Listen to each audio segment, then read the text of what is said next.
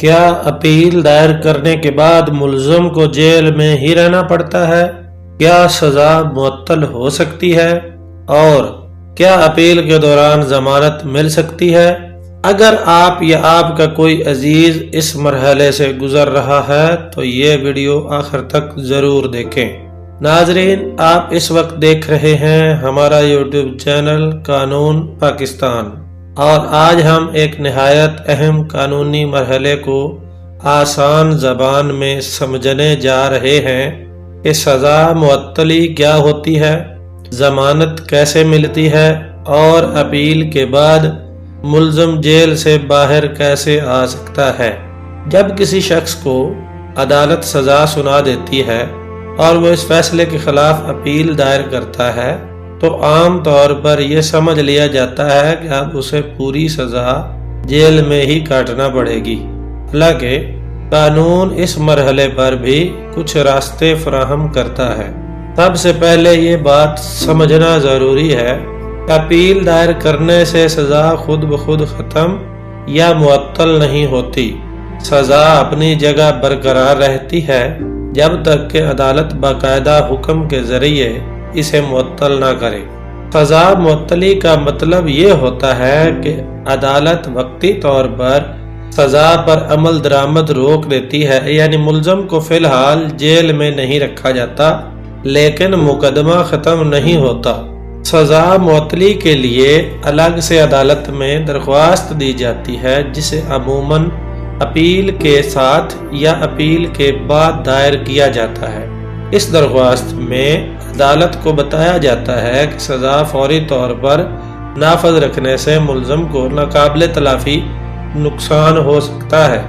عدالت سزا معطلی کی درخواست پر خود بخود فیصلہ نہیں کرتی بلکہ کچھ اہم باتوں کو مد نظر رکھتی ہے، مثلا جرم کی نوعیت کیا ہے، سزا کتنی ہے، اپیل میں قانونی نکات مضبوط ہیں یا نہیں، اور کیا اپیل جلد سنے جانے کا امکان ہے یا نہیں۔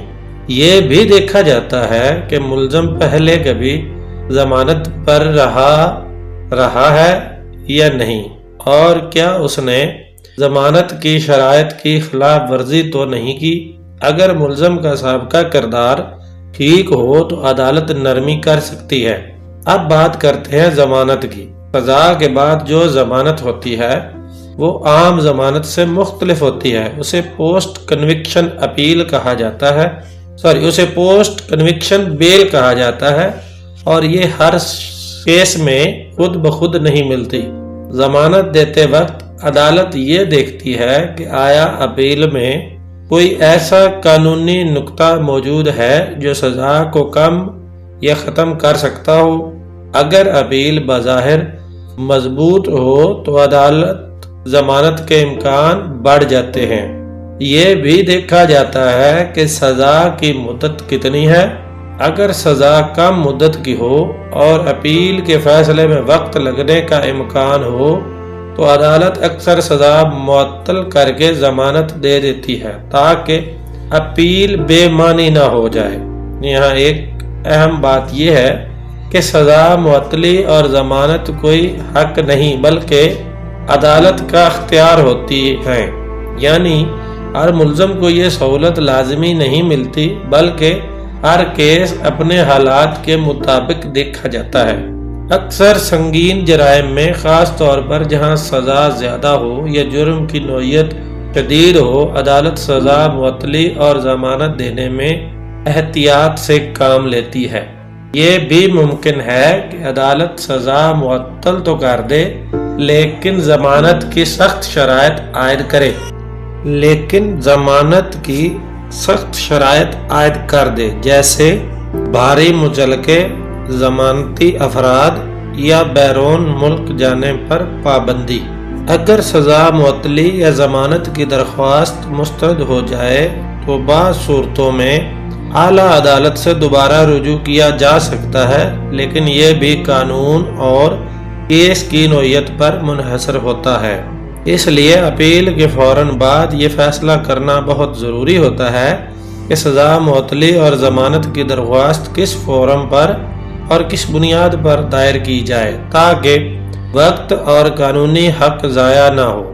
قانون ان تمام مراحل کا مقصد یہ نہیں رکھتا کہ مجرم کو فائدہ دیا جائے، بلکہ یہ یقینی بنانا ہوتا ہے کہ اگر اپیل میں کوئی قانونی وزن ہے تو ملزم کو غیر ضروری طور پر جیل میں نہ رکھا جائے۔